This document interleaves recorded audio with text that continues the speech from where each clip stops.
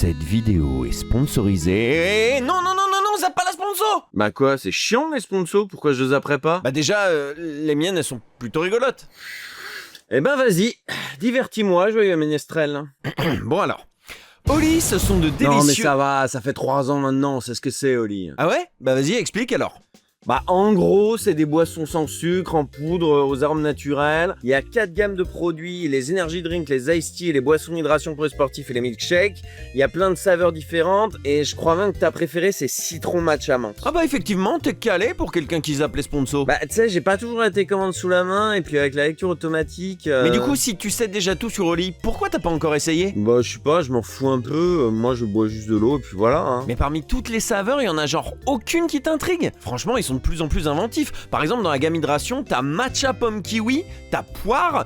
Franchement, ça court pas les rues des soft drinks saveur poire. Oui, c'est pas faux. Oui. Et dans la gamme énergie, t'as pamplemousse, mandarine, mojito, matcha misaki. Tiens, t'as déjà essayé? Non, c'est vrai, mais bon, ça fait pas un peu cher pour juste essayer? Bah non, ils font des starter packs à prix réduit, avec un shaker, des échantillons des différentes gammes. Tu peux personnaliser ton pack en enlevant les gammes qui t'intéressent pas, prendre un plus gros shaker. Ouais, ça me tenterait presque.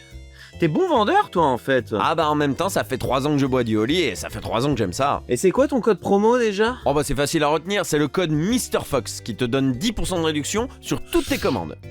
Écoute, en vrai, je veux bien y réfléchir. Par contre, faut vraiment que tu lances la vidéo, là, parce que j'ai adoré la première partie, j'en peux plus d'attendre. Oui, t'as raison, pardon. Oli. Attends, merde, j'ai oublié mon jeu de mots nul.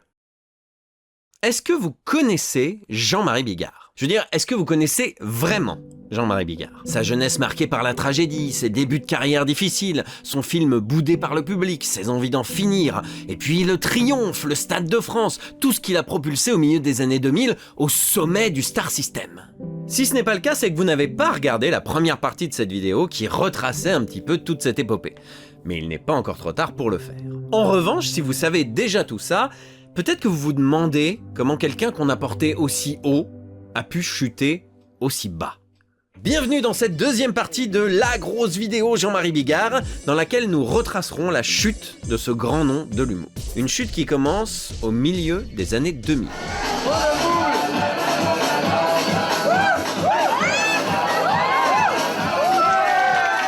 2005, c'est le point névralgique de l'histoire de Jean-Marie Bigard. Parce qu'à ce moment-là, on lui a donné 3 cartes. Le succès commercial, il a rempli le Stade de France et vend des millions de DVD. Le succès public, il est le comique préféré des Français. Et le succès critique, avec le bourgeois gentilhomme. Et ce sont hélas ces 3 éléments qui vont causer indirectement la chute de Jean-Marie Bigard. Et on commence à s'en rendre compte dès son spectacle suivant, Mon psy va mieux. Il est pas beau mon fauteuil! Il est pas énorme! C'est ça le problème. Il est énorme. Donc on va le virer, pas plus tard que maintenant. Et hop, tu files dans ma chambre. S'il n'est pas aussi bruyant et bourrin que les 2 précédents spectacles, Mon psy va mieux n'en est pas moins un seul en scène médiocre. Et un de ses principaux problèmes, c'est qu'il est hyper autocentré. Bigard ne parle que de lui. Parce que j'ai joué le bourgeois gentilhomme, hein, vous en avez entendu parler, ça devant 112 dates, à la virgule. Mesdames et messieurs, 124 pages de texte inapprenables, hein, salué par la Comédie Française, s'il vous plaît, mesdames et messieurs. Et c'est, je te jure, hein. Alors oui, je suis d'accord, on parle souvent de soi dans les spectacles comiques.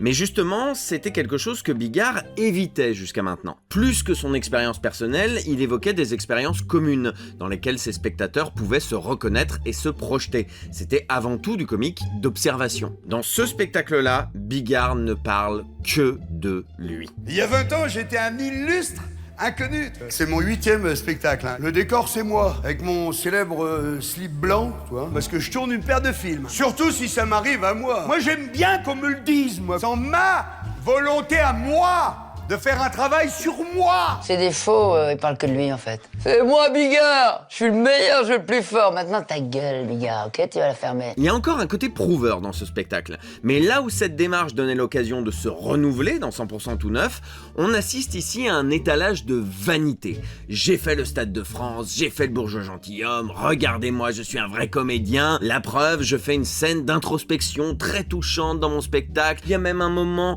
où je retombe en enfance et où je parle comme un enfant. Aïe, j'ai fait papa. Et toi, t'es moche. C'est cringe. Vraiment, on sent l'effort, mais ça ne fonctionne pas.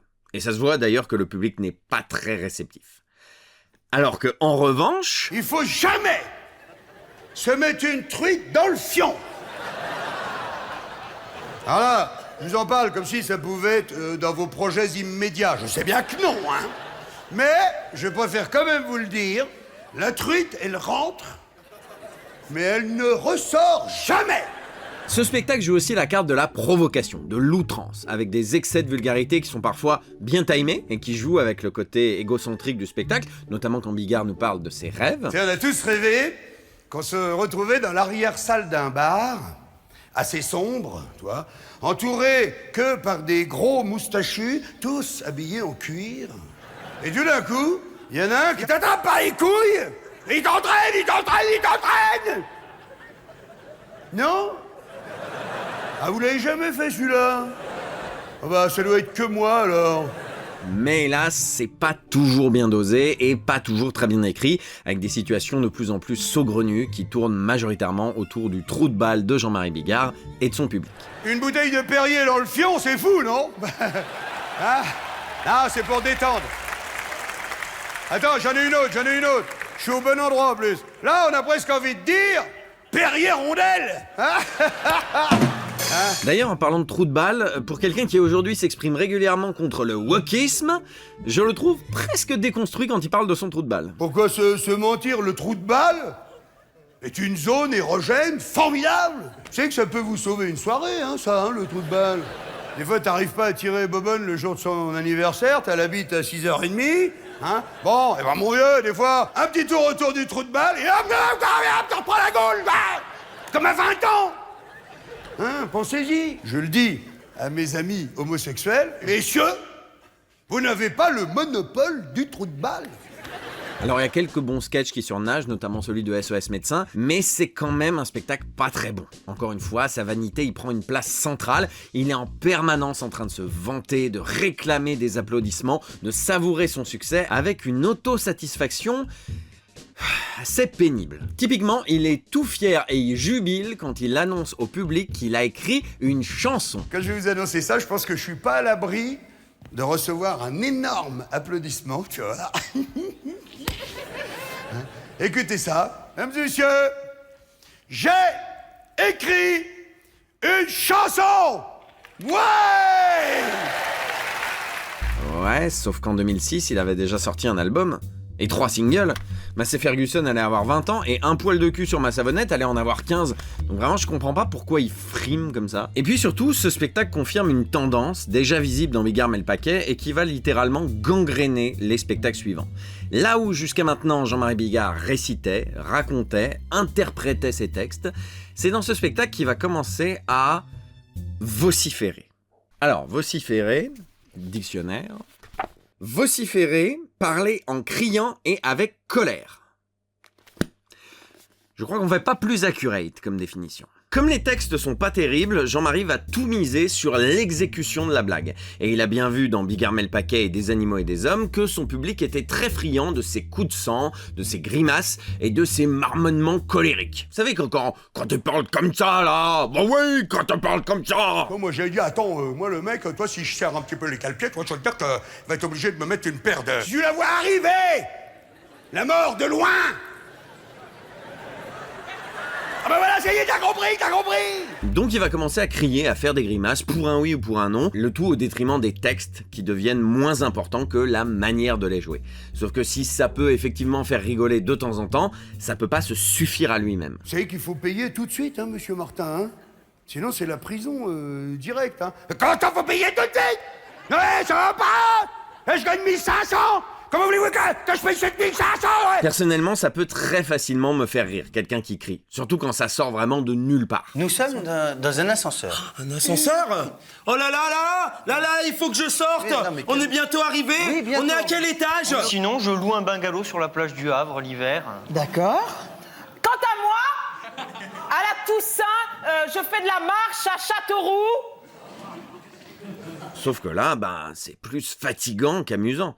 Et puis surtout, c'est pas un sketch de 5 minutes. C'est un spectacle de 2 heures. Ce qui faisait parfois fonctionner les coups de sang dans Bigard met le paquet, c'est qu'ils s'inscrivaient dans la caractérisation d'une situation, comme dans Les trucs qui gonflent, ou d'un personnage, comme le parano. Et les grimaces de Des animaux et des hommes existaient parce qu'ils imitaient des animaux. Dans Mon psy va mieux, rien ne justifie ses cris et ses grimaces. J'ai vraiment l'impression que c'est dit, puisqu'on m'adore, j'ai plus besoin de soigner autant les textes, il suffit que je gueule et que je fasse des grimaces pour que tout le monde soit satisfait. Vous voilà satisfait? Non. Non, je ne suis pas satisfait. Non. Ça n'empêche pas Mon psy va mieux de faire, encore une fois, un carton. Bon, il fera pas le Stade de France, mais en même temps, ça servait à rien de le faire une deuxième fois. Et puis surtout, Jean-Marie a d'autres projets. En effet, Jean-Marie a beaucoup aimé l'expérience du théâtre avec Le bourgeois gentilhomme et il veut continuer d'explorer cet univers. Pour cela, il va produire une nouvelle mise en scène de la pièce Clérambard de Marcel Aimé, dans lequel il jouera le rôle titre. Conseil de révision l'a pas pris, alors? Il n'y a pas que le métier des armes. Si son père l'avait aidé. Avec quoi? Silence, nom de Dieu!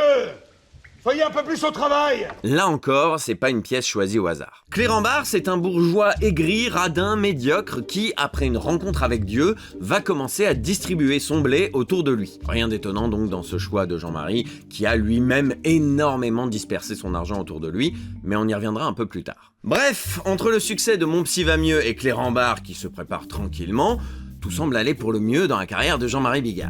Et pourtant, c'est à ce moment-là que tout va commencer à dérailler. D'abord, Jean-Marie Bigard va rejoindre le comité de soutien de Nicolas Sarkozy pour les élections présidentielles de 2007. Et ça, forcément, ça va diviser son public. Parce que bon, les artistes, les créateurs, ils devraient jamais parler de politique. Ça gâche toujours tout. Mais c'est l'année suivante, en 2008, que Jean-Marie va faire ce qui est probablement la plus grosse connerie de sa carrière. Il va s'intéresser d'un peu trop près au 11 septembre.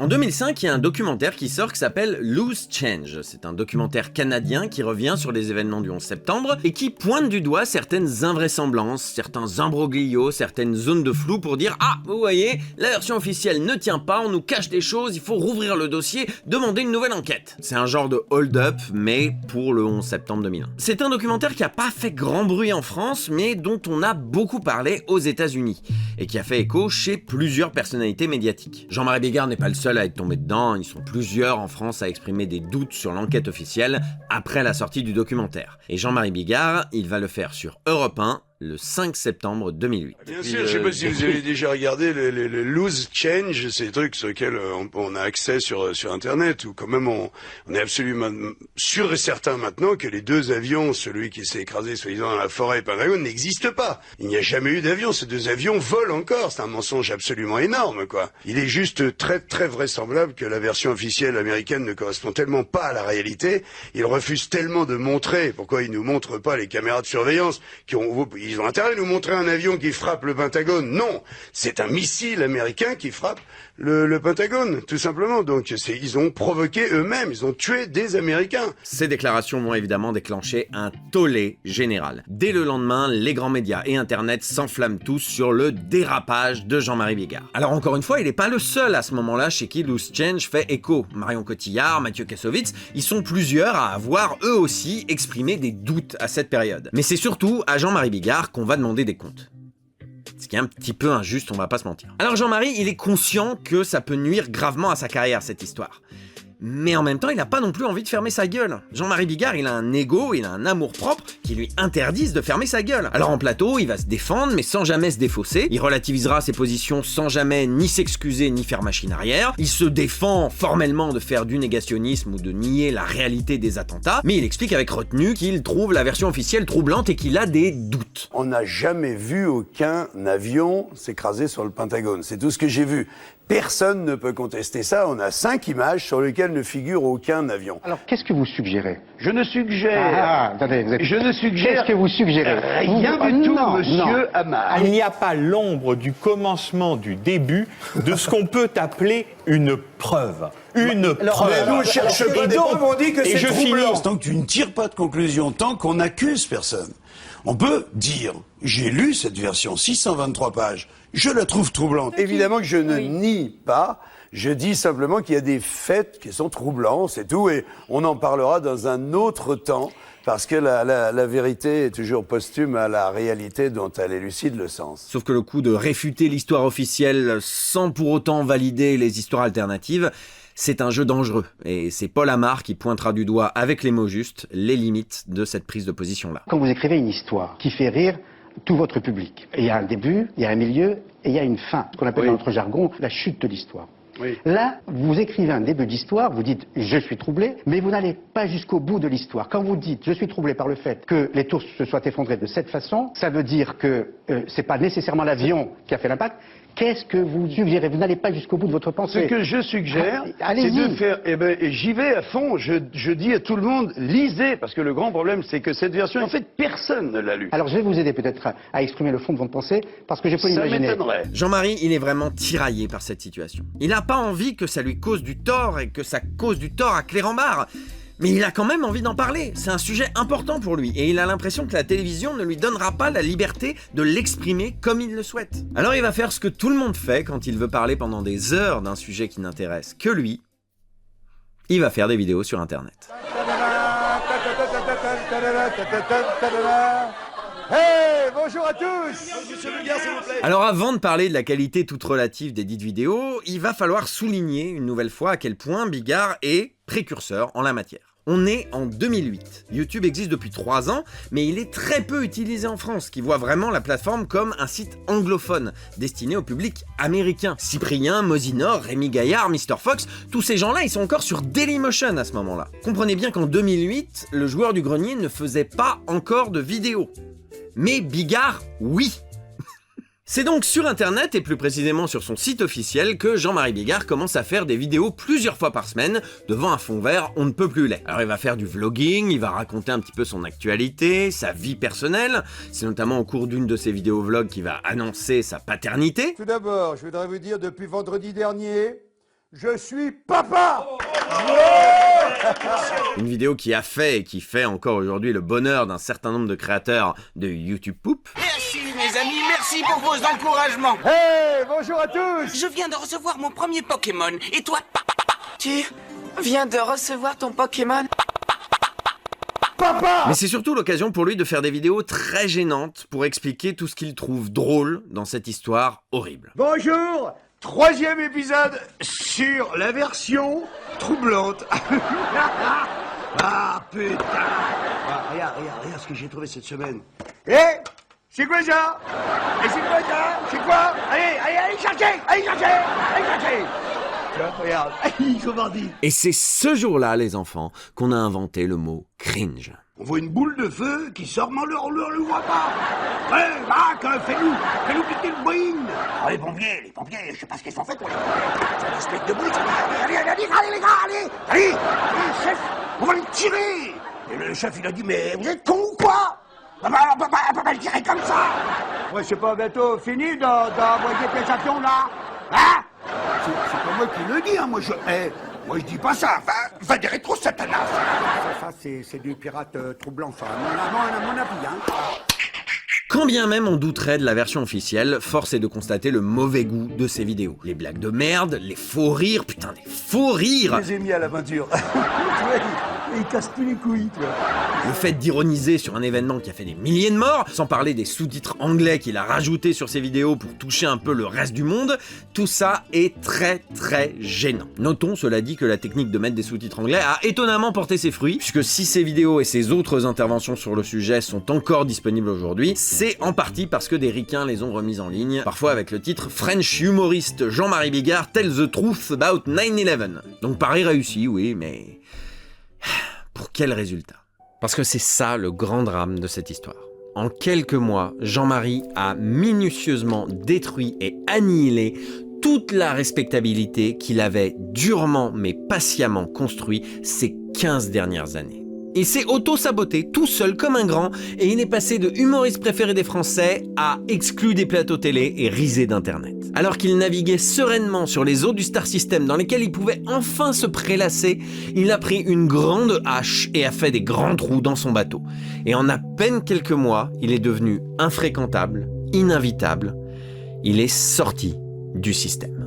Bon, sur le moment, il en souffre pas tant que ça. D'abord, il a toujours des potes pour l'inviter à faire quelques plateaux, notamment Michel Drucker et Thierry Ardisson. Et puis surtout, Jean-Marie, il a son propre système. Un système qui s'appelle JMB Productions, qui lui permet de produire tous ses spectacles de manière quasi indépendante, ainsi que ceux de ses copains comme Guy Lecluse ou Gabriel. Et c'est dans ces années-là, dans cette tourmente, qu'il rencontre une autre personne qui a lui aussi son propre système, Luc Besson. Attention les flics! Si vous ne le connaissez pas, Luc Besson est un réalisateur français qui a eu son heure de gloire dans les années 80-90 en réalisant des films comme Le Grand Bleu, Nikita, Léon ou encore Le Cinquième Élément. Mais dans les années 2000, Luc Besson c'est surtout un scénariste-producteur à la tête d'un mastodonte de l'industrie du cinéma en France, la boîte de production EuropaCorp. Un système qui lui permet de produire tout un tas de films d'action, de comédies et de comédies d'action bas de gamme qui ont encombré les salles de cinéma de France et du monde. Bonjour, je voudrais un scénario de film d'action, s'il vous plaît. Oui, quel menu? Course-poursuite ou mec qui saute des immeubles? Des merdes comme Le Transporteur, Le Baiser mortel du dragon, Danny the Dog, Banlieue 13, Les Rivières pourpres 2, Go Fast, tout ça dans un rythme de sortie un peu dingue, pouvant aller jusqu'à une dizaine de films par an. Je crois que c'est vous qui faites les scénarios. Je me sers d'un ordinateur, c'est un générateur de scénarios aléatoires. Et voilà, un taxi protège une pute en banlieue, c'est pas mal comme idée d'ailleurs. Ça fait penser à Taxi Driver. C'est quoi ça? Mais EuropaCorp lui permet aussi de produire ses propres films, parfois tirés de ses propres livres, sans avoir à dépendre d'autres producteurs ou du CNC. Des films qui, comme les spectacles de Jean-Marie, ont été autant plébiscités par le public que rabroués par la presse culturelle. Ça se passe comme ça chez Luc Besson. La semaine prochaine, menu mexicain avec Bandidas. Luc Besson et Jean-Marie Bigard vont vivre une petite idylle commerciale qui va durer quelques années et desquelles naîtront 3 projets. Le premier est un nouveau long métrage écrit par Jean-Marie Bigard et dans lequel il tient le rôle principal, Le Missionnaire. J'ai besoin de votre aide, confessez-moi mon père. C'est-à-dire que là ça tombe mal. Et je peux vous prendre ce soir? Ce soir je serai morte. Qu'est-ce que vous avez tous à vouloir mourir dans ce village? Basé sur une idée de Philippe Giangreco, Le Missionnaire est le deuxième film écrit par Jean-Marie Bigard qui cette fois-ci ne le réalise pas. Il confie son scénario à Luc Besson qui le réécrit en partie et qui l'enrichit de quelques ajouts. Luc a participé avec nous, d'abord il nous a guidés dans l'écriture, on a fait plusieurs moutures, et ensuite il a fini tout seul des modifications, je dirais dont lui seul se crée par expérience quoi. 11 sur 12, 5e. Je me demande qu'est-ce qu'il a rajouté dans le scénario. La réalisation est ensuite confiée à Roger Delattre, qui était jusque-là un illustre inconnu et qui est aujourd'hui un illustre inconnu. Il a été assistant réal sur Banlieue 13 et Arthur et les Minimoys. Voilà. Et c'est son premier et dernier long métrage. Après, il redeviendra assistant réal sur Arthur et les Minimoys 2. Et 3. Le Missionnaire, c'est donc l'histoire de Mario, un mafioso qui sort de prison et qui doit se cacher provisoirement le temps de régler quelques affaires et quelques malentendus avec le milieu mafieux. Son frère Patrick, qui est curé et qui est joué par le gars de Samantha Oops, là, Doody Svankmajer, lui propose de se cacher dans un petit village en Ardèche, dans l'église d'un de ses collègues, le père Étienne. Sauf que quand Mario arrive sur place, le père Étienne, il est mort et les villageois croient donc que ce père Mario est le nouveau curé du village qui vient le remplacer. Donc en gros, Bigard joue un mafieux qui devient curé et Doody Jagermeister joue un curé qui devient mafieux. Et c'est ça la blague. Elle est bien quand même.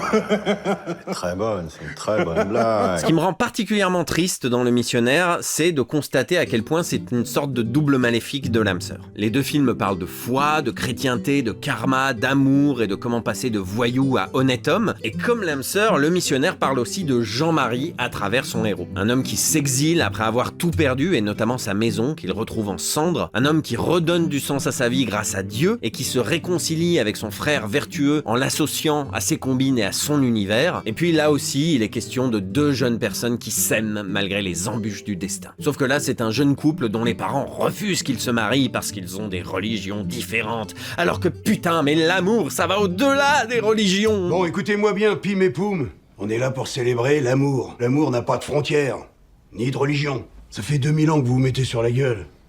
Hein? On peut pas faire une petite pause? Vous allez finir par vous aimer les uns les autres, bordel de merde. Ah, et aussi accessoirement parce que le mec est majeur et que la meuf est mineure. Et qu'il l'a mis enceinte. Et je pense que c'est ça que Luc Besson a rajouté au scénario. Parce que si vous étiez pas au courant, Luc Besson s'est marié en 1992 avec Mai Wen, qui n'avait que 16 ans alors que lui 32, et qui était enceinte. Et à mon avis, c'est pas du tout innocent si le film nous présente comme une mignonne petite histoire d'amour incomprise de la société, quelque chose qui ressemble fortement à du détournement de mineurs. Qu'est-ce que ça peut faire, du moment qu'ils s'aiment? Ça, c'est une belle histoire d'amour. Comment ça, mon ref? Donc oui, les deux films ont quelques points communs. Mais là où L'âme sœur était un film raté, certes, mais qui se voulait touchant, sincère, poétique, bah Le Missionnaire est un film cynique, balourd et totalement formaté. C'est une mauvaise comédie tartinée de bessonnades, coups de boule et cascades en voiture qui essaye de faire passer Jean-Marie Bigard pour Jason Statham. Mario, mon ami. Ta proposition m'intéresse pas. Un pur produit EuropaCorp réalisé par un nobody avec le gars de Samantha Hoops en second rôle, des gags médiocres, un message discutable et des intentions aussi subtiles et délicates que le choix de son titre, Le Missionnaire. Vous l'avez? Je refais. Il est mieux celui-là, hein. Pourtant, Jean-Marie s'est investi dans le film une fois de plus. Au-delà de son travail d'acteur et du scénario qu'il a écrit, il a beaucoup participé, donné de son temps et de son énergie pour aider l'équipe technique sur le tournage et aussi pour aider les habitants de ce village d'Ardèche, composé en grande partie de non-comédiens. Il va bien, hein? Oui, il va même direct. Mais attention, connaissez le proverbe? Coupez, laisse-le finir. Donc encore une fois, il y a de la bonne volonté cachée quelque part là-dedans, hein. Mais le film est trop calibré, trop calculé, c'est une simple recette de comédie balourde à la EuropaCorp, transposée dans l'univers de Bigard. Et bah, ça fait plouf. Même s'il fait plus de spectateurs que L'âme sœur, le film reste un échec en salle avec seulement 200 000 spectateurs. Le public n'a toujours pas envie de voir Jean-Marie au cinéma. Cet échec s'ajoute au divorce de Jean-Marie Bigard avec sa femme Claudia, lui qui croyait dur comme fer à l'amour pour l'éternité, comme il le racontait dans sa biographie, mais également à l'annulation pure et simple de Clérambault 3 mois avant la date prévue, faute de spectateurs. Oh, je me dis donc, c'est pas ta journée aujourd'hui? Je raconte bien. Ces prises de position trop affirmées et trop clivantes ont coupé Jean-Marie des médias et d'une partie de son public. Ce qui va nourrir chez lui une certaine amertume. Une amertume qui va grandement influencer son spectacle suivant. Oh, c'est lui, Baffy. Non, mamie. Lui, c'est Bigard, Jean-Marie Bigard. Ah, d'accord. C'est lui qui est vulgaire. Voilà, c'est ça, mamie. Celui qui est pas vulgaire, c'est pas le mal. Deuxième projet coproduit avec EuropaCorp, Bigard remet le paquet et sans aucun doute le pire spectacle de Jean-Marie Bigard. Pour tout un tas de raisons. D'abord, c'est en grande partie un best-of de sketchs de spectacles précédents. C'est vrai, mais nous, on sort tous, hein, sans exception, de la choupinette d'une femme. Ce qui est d'entrée un immense aveu d'échec pour Jean-Marie Bigard, qui, dans le spectacle précédent Mon Psy va mieux, disait justement... J'ai quand même pas été obligé de vous refaire la chauve-souris. Hein? Non, va des rétros, Satanas! Jamais de vieux sketch. C'est la règle de la maison, hein. C'est pour ça que vous venez aussi nombreux. Mais bien sûr, que du neuf. Je vais pas repayer les gens pour la même chose, moi, ok? Ah. Ouais, c'était à peine 4 ans plus tôt. Coup dur. En parallèle de ses anciens sketchs, Bigard nous explique une nouvelle fois à quel point il est génial en revenant un petit peu sur les différents grands moments de sa carrière. Je vais vous faire mon best-of. Alors, best-of que j'aurais très bien pu appeler mon best-vie. Hein? Parce que tu vois, je te racontais aussi un petit peu ma vie. Là encore, son ego prend beaucoup de place dans le récit. À base de « Regardez-moi, j'ai fait 2000 représentations, j'ai rempli le Stade de France, j'ai fait un film, je suis le comique préféré des Français, je suis tellement drôle que je ris tout le temps à mes propres blagues. » Et sur ce spectacle, c'est plus seulement la vanité qui m'agace, c'est aussi le décalage entre ce qu'il a vécu et comment il le raconte. Quand on a lu sa biographie, ou qu'on a regardé cette vidéo, on connaît déjà un certain nombre d'événements qui vont être évoqués dans ce spectacle. On m'apprend qu'un de mes potes est mort d'une crise cardiaque, 29 ans, je suis en larmes. Je m'habille super vite pour aller ouvrir la discothèque que je tenais. À l'époque, une discothèque qui commence à bien me gonfler les couilles, hein, d'ailleurs, je me souviens. Mais si sa découverte du regard des autres et de ses premiers émois d'adolescent, son arrêt dans son livre avec douceur et sensibilité, ici, bah c'est... J'ai 15 ans. Première expérience sexuelle. Et qui plus est, avec une vieille. 18 ans. Elle m'a tout appris. Je te jure, la première fois qu'elle m'a pris les couilles dans la main comme ça, je me suis dit, c'est là que je veux habiter. Je suis rentré à la maison, j'avais la quéquette comme une languette de Rangers, tu sais. Elle était noire, dure, toi. Ah bah le coiffeur, il aurait pu repasser son truc. Est-ce que Bigard a peur qu'on le rejette s'il n'est pas ostensiblement vulgaire tout le temps? Est-ce que ce moment cringe dans Mon Psy va mieux lui a fait se dire que même les moments touchants de sa vie, il fallait les raconter de manière ordurière? Pourquoi avoir à ce point changé de registre? Quelque chose me dit qu'on aura l'occasion d'en reparler de ça. Tu vois l'histoire, comment c'est foutu, comment ça s'enchaîne. Un autre ajout inédit de Bigard Rum El Paquet, c'est une série de petites chansons a cappella qui parodient des airs connus et qui sont disséminées tout le long du spectacle. Des petites chansons qui ont la particularité très étonnante d'être toujours très gênantes, jamais drôles, et surtout de toujours sembler sortir de nulle part. J'aurais voulu être un cycliste pour pouvoir changer mes boyaux. J'aurais roulé sur la chaude piste, tout en prenant de l'EPO, tout en prenant de l'EPO. Je vous ai dit que je faisais du sport. Bigard commence toujours à les chanter d'un coup, sans prévenir, sans que ça n'ait de rapport avec ce qu'il était en train de dire, et sans que ça n'ait de rapport avec ce qu'il va dire ensuite. Je vais te dire un truc, j'ai 55 ans. Eh ben, j'ai jamais baissé les bras, jamais. À la NPE. À la NPE. Nous serons tous à la NPE. C'est le chômage qui démarre. Ainsi venu le temps des licenciements. On dirait ce moment très gênant au réveillon où ton pote bourré se lève d'un coup sur une table pour brailler une chanson que lui seul connaît sans que personne ne lui ait rien demandé. Très sincèrement, je ne comprends pas ce choix de mise en scène. Je sais pas. Je n'ai plus un euro. Faut pas croire l'inspection des impôts. Mais ce qui frappe le plus dans Bigard Rum El Paquet, c'est que c'est un spectacle qui pue le seum. Ah là là là là là, mais quel seum! Jean-Marie est agressif, mauvais et plein de rancune. Une rancune sans doute due à l'annulation de Cléramballe, à sa mise à l'écart des médias et au fait qu'on l'accuse de tous les maux, alors que bordel, il a fait le Stade de France. C'est le comique préféré des Français. C'est le roi du monde, il a plus rien à prouver à personne et plus de compte à rendre à qui que ce soit. Mesdames et messieurs, plus de 2000 représentations en 10 ans. Plus de 200 dates de moyenne par an. Je fais le Stade de France, 52 000 personnes. Ouais! Je deviens le comique préféré des lesbiennes bulgares, Jean-Marie Vulgaire! Ça vous rappelle pas quelque chose, ça? On serait pas en plein dans le sentiment de toute puissance que décrivait son psy à l'époque de la classe? Au fond, dans ce spectacle, Bigard, il ne fait que rappeler à quel point il est génial, rappeler pourquoi il est génial, rappeler tout ce qu'il a fait et qui le rende génial, et il ne fait que réclamer le succès et le respect qu'on lui doit, à lui qui est génial. Sentiment de toute puissance. C'est pour ça que ce spectacle respire autant le seum, notamment contre ce système injuste qui ne l'a jamais accepté, qui de toute façon n'a jamais voulu de lui parce qu'il n'était pas de leur monde, un monde qui d'ailleurs est en train de changer n'importe comment, et même s'il ne semble pas trop en vouloir à son public, c'est quand même le premier spectacle où il va se montrer à plusieurs moments hostile à son égard. Et l'autre il dit, ta gueule, et l'autre il dit, j'écris un beau film. Un beau scénario, tout le monde me dit génial, tout ça. L'âme sœur, ça s'appelait. Hein. Cherchez pas, personne n'est venu le voir. De toute façon, vous ne pouvez pas vous souvenir. Hein. Merci, ta gueule. Je suis très en colère.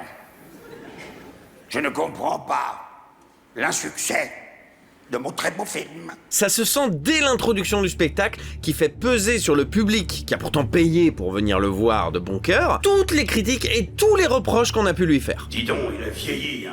Oh la vache! Tu dirais qu'il a quel âge, toi? Je sais pas, 40? N'importe quoi. Je dirais qu'il a minimum 60, ouais. Il lance son spectacle en partant du principe que le public le dénigre dans son dos. Donc déjà, ça part très mal. Tu crois qu'il boit? Oh bah oui, le pauvre. Et là, tu crois qu'il est bourré? Mais j'en sais rien, il n'a pas encore parlé.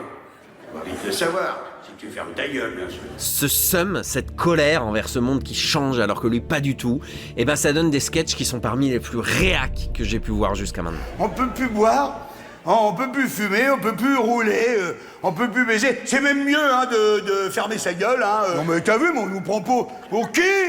T'expliques tout, enfin, faire une activité sportive, pas prendre le soleil, hein? Faut plus prendre le soleil, terminé, faut supprimer le soleil. Wow, on a 1 mois et demi de soleil, oh, t'es reculé, toi.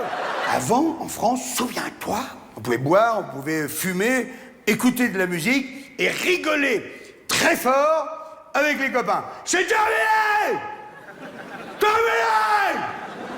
Bande d'enculés. Et puis on n'oublie pas ce qui semble être désormais sa marque de fabrique, hein. Il hurle, il grimace, il baragouine, il marmonne en parlant très fort. Toutes ces lois, là, hein, les unes au bout des autres, comme ça, elles sont en train de réduire tous nos petits moments de bonheur. T'as les lois, nos petits moments de bonheur que quelqu'un. Eh ben vas-y, t'as qu'à faire des lois, vas-y, fais des lois, encore une loi, vivre-tu, attention, vivre-tu. Ah, je vais passer pour un con si je fais ça, toi. Puis il a pas choisi pour ce best-of ses sketchs les plus calmes. Non, je vais te dire un truc, hein, quand il l'a chopé, il la lâche plus, hein, toi. Il se colle contre la touffe, comme ça, les yeux exorbités. Il dit, Martine, bouge plus. Et là, tu chantes un peu moins fort, hein, salope. Tiens, regarde, je te mets tout, là, regarde. Quoi. D'ailleurs, ce choix de faire un best-of, ça s'inscrit totalement dans la continuité de Mon Psy va mieux. Pourquoi se casser le cul à écrire des nouveaux textes, alors qu'on peut continuer de jouer les anciens, et de toute façon, le public, à partir du moment où je gueule et où je grimace, eh ben, il est content. Tiens, on s'en a des gueules, connard. Dans ce spectacle, Bigard correspond rigoureusement à la caricature qu'on fait de lui. Il est tonitruant, vulgaire, obscène et réac. Tu t'es vu que t'as bu? Et moi, quand on me disait ça, je dis, ouais, bah, tu m'as pas vu quand j'ai soif aussi, hein? Parce que tu me laisserais boire, tu prendrais même une petite patate dans ta gueule, même toi, là.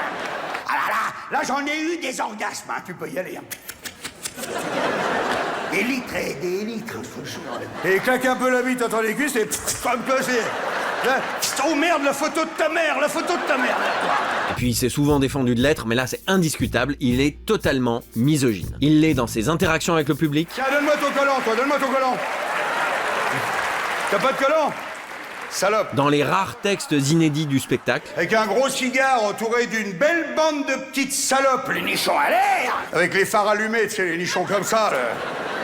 En warning, toi, les nichons qui clignotent, toi, mais aussi dans les reprises d'anciens sketchs. Et on en revient une nouvelle fois au lâcher de salope. Je suis allé en boîte hier, ils avaient fait un lâcher de salope, c'était de l'élevage, géant. Ah bah attends. Hé. Un lâcher de salope qui me met extrêmement mal à l'aise, presque plus que dans le spectacle d'origine, et dont le second degré régulièrement invoqué par Bigard peut légitimement être questionné. Parce que même s'il glisse juste avant le sketch un petit attention, c'est bel et bien un personnage. Comme ça, je me suis amusé à jouer le gros porc blasé, tu sais, archi blasé, et je m'entends encore leur dire putain, je suis en colère. Bigard semble malgré tout se réapproprier le personnage sans vraiment le tourner en ridicule et en épousant le rire complice du public. Alors oui, je sais, il a plusieurs fois expliqué en interview que ce chasseur était un personnage. Mais comment comprendre que c'est un personnage dans un spectacle où tu ne parles que de toi? Oh non, merde. Alors certains vont me trouver dur avec ce spectacle, mais je vous promets que la première fois que je l'ai vu, il m'a mis en colère. Non seulement je trouve ce spectacle très mauvais, mais en plus je le trouve détestable. C'est le premier spectacle où Jean-Marie m'apparaît totalement antipathique. L'énergie qu'il déploie sur scène est une énergie négative. On sent qu'il est en colère, qu'il rumine sa mise au banc, au point d'exhiber ses conneries comme des trophées et des preuves que, on peut plus rien dire. J'ai pas bien compris, il est pour ou contre le 11 septembre? Il est pas pour ou contre. Il n'est pas d'accord avec la version officielle, c'est tout. Il la trouve troublante, tu l'as pas entendu, il l'a dit 1000 fois. Il a pris des risques, hein, quand même. Hein. Oh non, je pense qu'il est tranquille maintenant. T'es sûr? Bien sûr que je suis sûr. Et je trouve ce spectacle d'autant plus détestable qu'au moment du rappel, qui est traditionnellement le moment où Bigard organise ses plus grands coups d'éclat, on a droit, dans Bigard remet le paquet, à... C'est le mec qui bouffe le cul d'une pute à 10 €. Et il voit des trucs qui sautent dans les poils. Alors il dit à la pute, dis donc, ce serait pas des morpions, ça? Et la pute, elle dit, bah pour 10 €, tu voulais pas des gambas, quand même.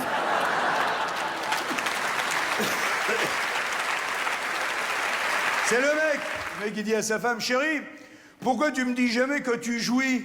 Et sa femme, elle dit, bah tu m'as interdit de t'appeler au bureau.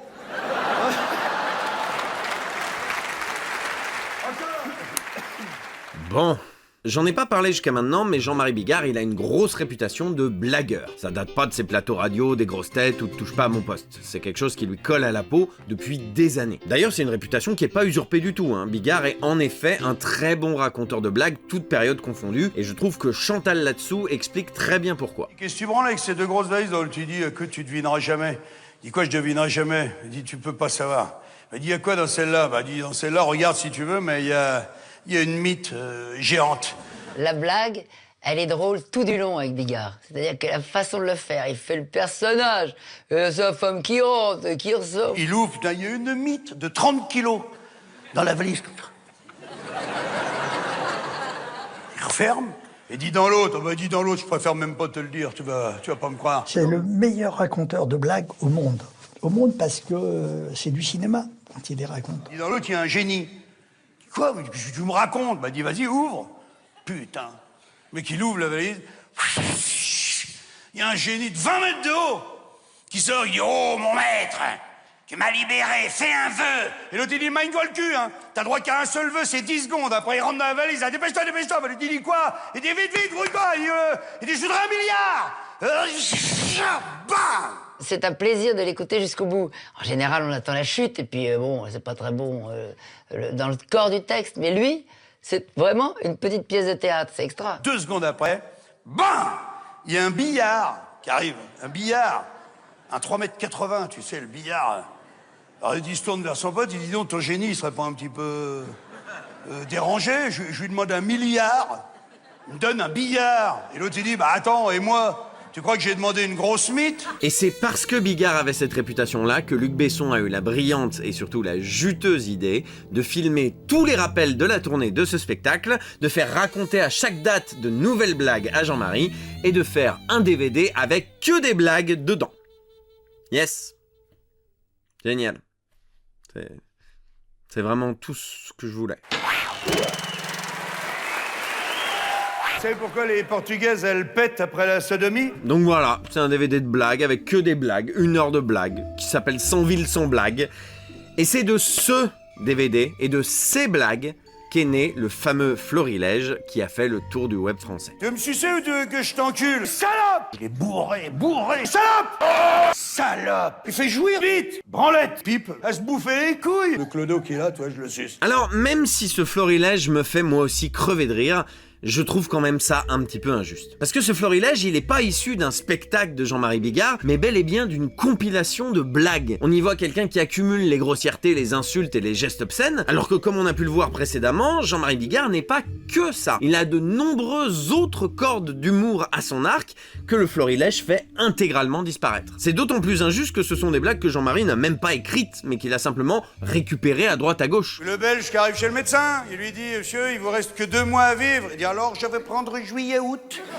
Il ne vous reste que 2 mois à vivre. Si je pouvais prendre juillet-août, ça m'arrangerait bien. Bon, un autre appel du standard. Une compile de blagues, c'est une compile de vulgarité. Et une compile de blagues, bah c'est un peu injuste. Bon, de toute façon, ça va pas marcher. Pas plus que le missionnaire. Il devait y avoir un 2e volume de ce DVD, il ne verra jamais le jour. Et de la même manière, il n'y aura pas de DVD de la pièce Claire en barre, alors que la captation a bel et bien eu lieu, et que EuropaCorp s'était visiblement engagé à l'éditer, comme l'atteste ce visuel de la Fnac. Alors bon, Bigard se rabat sur les blagues, vu que c'est maintenant son fonds de commerce. Il intègre l'équipe de On va se gêner sur Europe 1 avec Laurent Ruquier, qui le fera ensuite intégrer l'équipe des grosses têtes. Il participe à la première saison de Danse avec les stars, renouant ainsi avec ses partenaires de TF1, et puis il prépare tranquillement son prochain spectacle. Alors après tous ces échecs, est-ce que ce sera à nouveau un spectacle plein de seum et de blagues, ou au contraire, une sérieuse remise en question? Sale enculé de gros porc pourri qui pue le bout de ma bite qui sent la merde. Hein? D'ailleurs, oui, mais là vous noterez, au passage, à part quelques hystériques ça et là, vous noterez qu'en paquet, comme ça, t'as vu, ça fait pas tellement rire en fait. Quand je me suis lancé dans cette vidéo, numéro 9 était le seul spectacle que je n'avais encore jamais vu. Et j'ai beaucoup repoussé son visionnage. Étant donné le spectacle précédent et le spectacle suivant, je redoutais vraiment cette confrontation. Et le spectacle est étonnamment bon.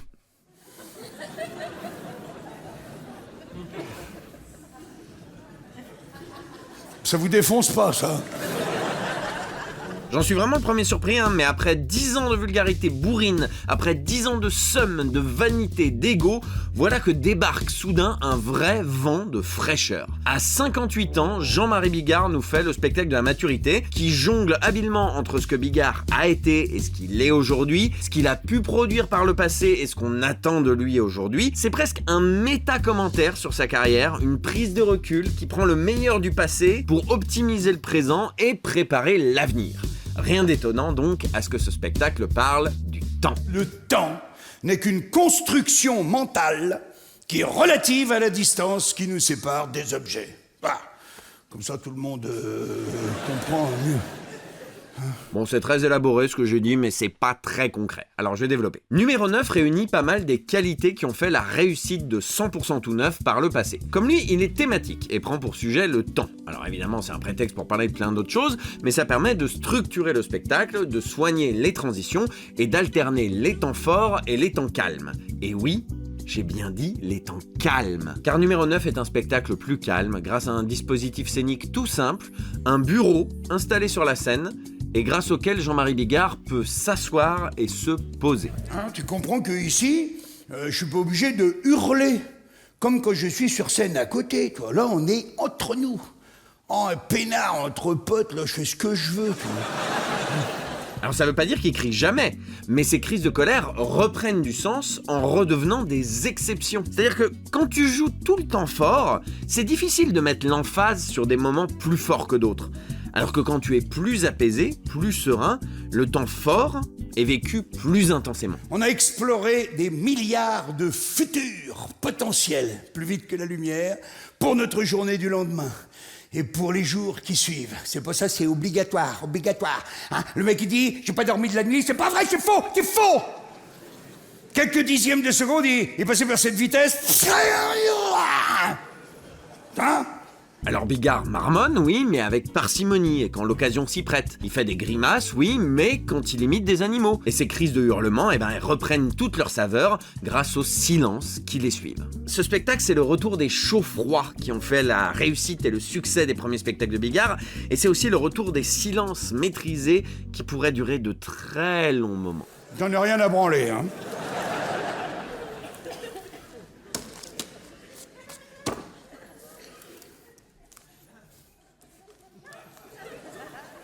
Cette mesure de Jean-Marie, elle concerne aussi la vulgarité. Alors oui, le spectacle est vulgaire et même parfois très vulgaire, mais Bigard semble avoir conscientisé cette vulgarité pour mieux la dominer et la repenser. Alors, je vous rappelle tout de suite la définition du rire. Hein. Par exemple, tiens, madame, faites-le toute seule. Les autres, ne faites rien. Vas-y, ris. Vas-y. Ris, salope!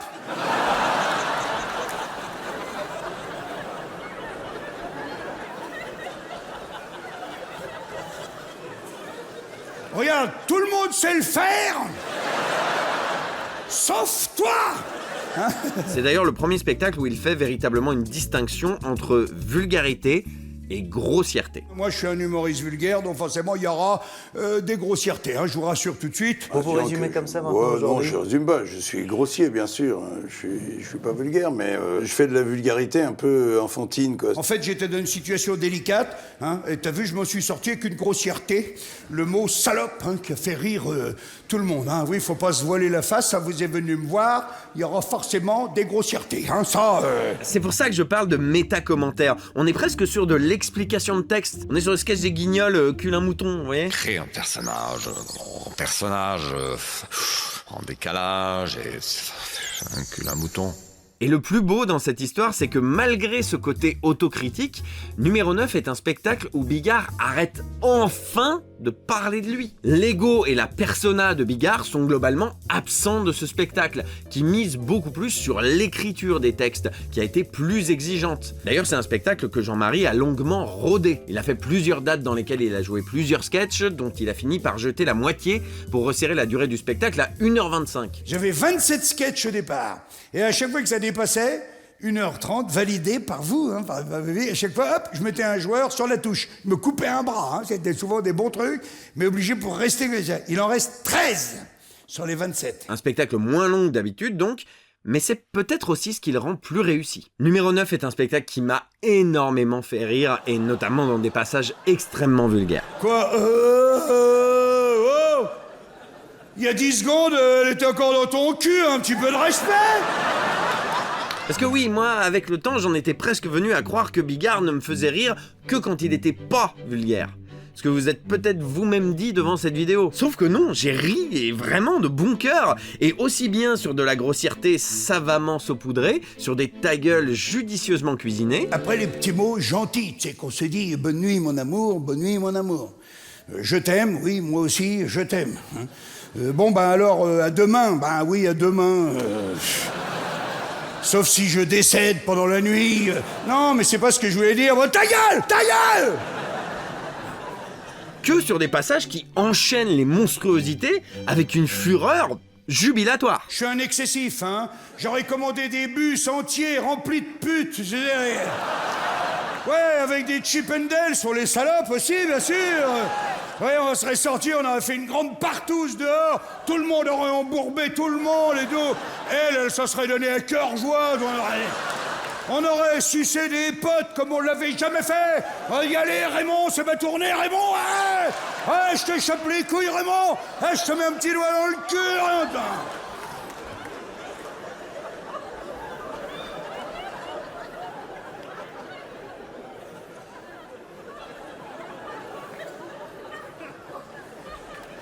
Et puis, finalement, j'ai renoncé. J'ai bien fait, non? Il y a dans ce spectacle une maîtrise du vulgaire que j'ai moi-même du mal à expliquer. J'ai vraiment travaillé longtemps sur ce passage de la vidéo, mais en définitive, je n'arrive pas vraiment à expliquer pourquoi ça... Tiens, donne-moi ton collant, toi, donne-moi ton collant. T'as pas de collant? Salope. Ça me fait pas rire du tout, et je trouve ça consternant, alors que ça... Vas-y, ris. Vas-y. Ris, salope! Ça me fait beaucoup rire.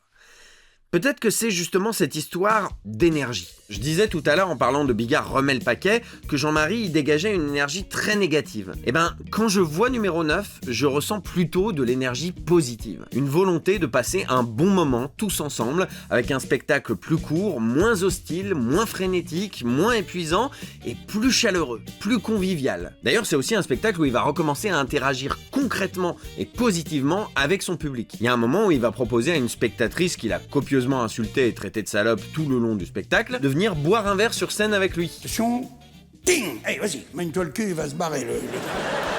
Alors personnellement, j'ai toujours du mal avec l'incitation à boire de l'alcool. Mais ça reste quand même une interaction plus sympathique que dans ses spectacles précédents. Dans le même registre, les accrochages avec les petits blagueurs du public qui pouvaient être violents dans Bigard remet le paquet deviennent ici plus comiques, voire parfois plus... disons, humble. Pour ceux qui auraient eu la chance de voir un de mes 8 précédents spectacles, qu'est-ce qui a changé? Tu bois de l'eau. C'est salaud, mais c'est drôle. Bon, il y a quand même des moments un peu glauques, un peu de misogynie, un peu d'obscénité. Mais franchement, vu les spectacles précédents, ça paraît presque anecdotique. Pour finir, je dirais que c'est aussi un spectacle plus érudit. Et c'est sur ce point précis que je trouve qu'il synthétise le meilleur des deux Bigards. Plusieurs références sont évoquées dans ce spectacle, mais sans qu'on sente une volonté de prouver quoi que ce soit, qu'on suspectait parfois devant 100% tout neuf. Parlons du temps. Vous connaissez tous Albert Einstein. E égale MC2, son fameux théorème sur la relativité, bravo. Bigard explique simplement ce qu'il sait du temps et de son fonctionnement avec pédagogie et surtout avec des exemples concrets et explicites. Je le pénètre vigoureusement comme ça. Bon, eh bien dans ce cas-là, mon sexe va vieillir moins vite que le sien.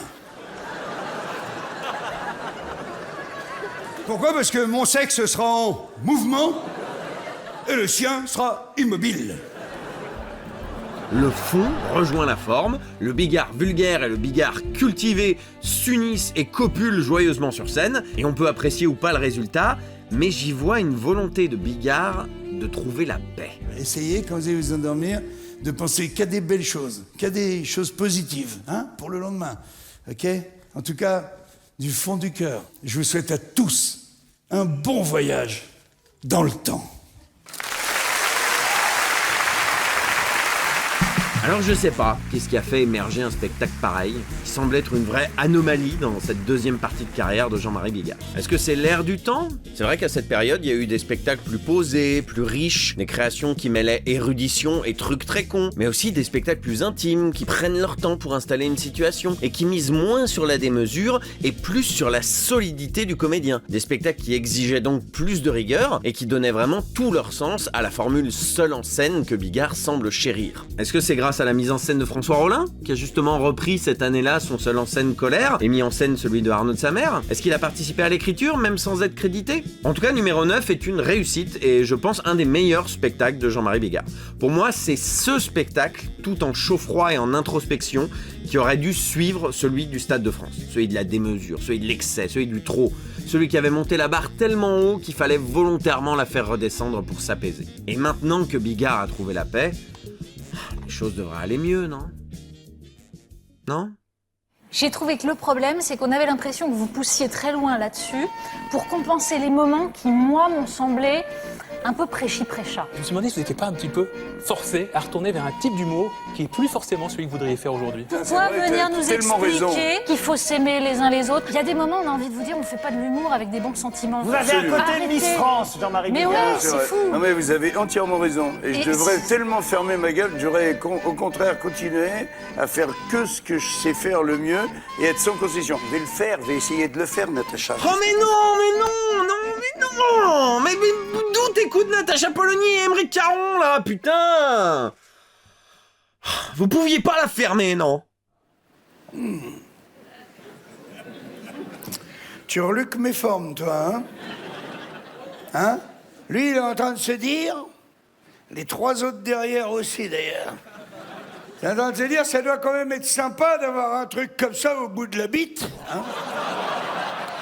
Après un nouveau spectacle best-of pour fêter ses 60 ans, et que j'évoquerai pas ici parce que c'est le même principe que Bigard remet le paquet, l'agressivité en moins, le spectacle Nous les femmes est présenté au public à partir de 2015. Un spectacle dont l'affiche représente Jean-Marie Bigard avec un décolleté et une fausse paire de seins.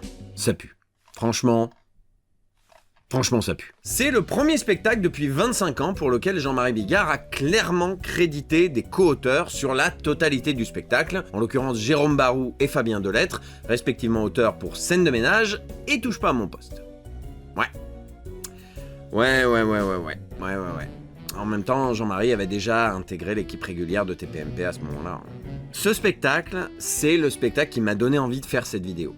Et c'est un spectacle affligeant. Consternant. Déjà, quand on voit arriver sur scène un Jean-Marie Bigard grossièrement maquillé en mode Drag Race effort minimum, avec juste une robe, du rouge à lèvres et des faux seins, on a peur. Et on a raison d'avoir peur. J'ai 60 ans, je suis bankable ou pas? Regarde, je me les mets dans la culotte quand je veux, là. Hein? Alors? Pourtant, on sent que à la toute base du truc, il y avait une bonne intention. C'est vrai que vu l'affiche et vu la misogynie notoire de Jean-Marie, on pouvait s'attendre à une approche un peu ironique ou dédaigneuse du féminisme et des combats des femmes. Un truc vraiment macho à base de retourne dans la cuisine. Et justement, il essaye timidement façon de parler, de prendre le chemin inverse. Regardez-moi, écoutez-moi bien les hommes. C'est quoi votre problème avec la sodomie? Ah, la ferme sa gueule, là, hein? Du coup, oui, dans la première partie du spectacle, ça parle un petit peu de la drague lourdingue, de la pression pour céder aux rapports sexuels, de la charge mentale. Puis il y en a quand même qui vont jusqu'à dire, à la fin du repas, hein, Martine, reste un petit peu avec nous. On t'a pas vu de la soirée? Bah bien sûr, tu m'as pas vu, trop du cul!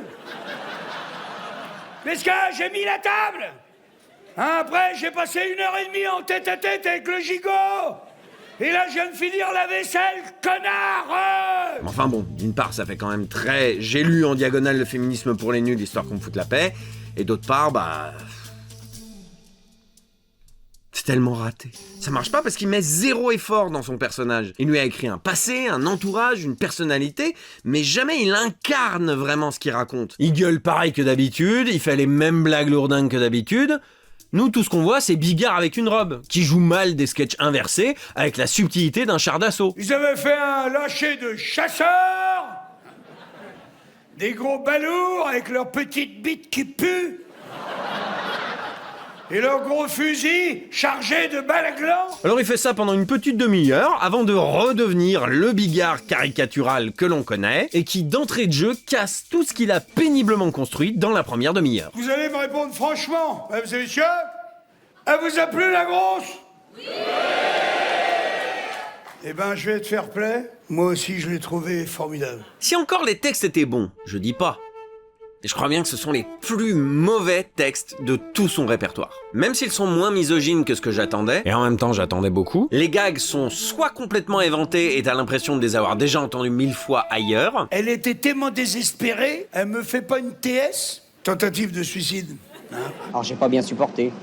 J'ai même essayé de me suicider. Elle a avalé une plaquette entière d'Imodium. J'ai mis l'adagio d'Albinoni, j'ai avalé 2 tubes de laxatif et puis hop. Elle n'est pas morte, hein, mais elle a pas chié pendant 15 jours. J'ai perdu 16 kilos et ma moquette. Soit pas terrible, mais Bigard va quand même les appuyer très lourdement. Vas-y Maryse, kiffe ta life, putain. Faut que tu reprennes du poil de la bite, hein. Ah bah, je suis obligé de la secouer, hein. Pas la bite, hein. Soit totalement nul, et surtout hyper bateau. En mai, fais ce qu'il te plaît. Donc là, le juge, il dit au mec, il dit, mais monsieur, vous avez quand même assommé votre belle-mère à coups de pelle. Bah, il dit, ouais, mais on était en mai. Et le juge, il dit, ah bon, bah d'accord, alors, ça va. Tu as compris le truc. L'exemple phare qui réunit ces 3 catégories à lui tout seul, c'est le gag de la clé USB qui a 3 côtés. Vous savez, on l'avait déjà vu dans Bref 4 ans plus tôt. J'ai déjà mis une clé USB dans un sens, puis dans l'autre, puis dans l'autre. Bon voilà, ça fait gentiment sourire, mais comme l'a très bien compris Bref, on peut pas passer des plombes sur ce gag-là non plus. Hein? Les clés USB qui ont 3 côtés. Si elles ont 3 côtés. La preuve! Nous sommes dans un tunnel. Depuis tout à l'heure, on a pris ça, ça finit pas. Ça fait plus de 1 heure du temps. Si je monte, je me plie. J'ai jamais vu un tunnel comme ça. Un tunnel de dingue, ça me fait peur. C'est comme si le béton va tomber sur nous. Regardez comment c'est long. Ça finit pas, j'ai peur. Mon cœur tremble, les pieds tremblent. Je sais pas, j'ai envie de m'arrêter, mais est-ce que la police va arriver? Est-ce que les pompiers vont arriver? Ce qui me frappe dans ce spectacle, c'est que au-delà d'être pas drôle, il est surtout totalement impersonnel. Quand je vois Nous les femmes, je me dis que ce spectacle aurait pu être écrit pour n'importe qui d'autre.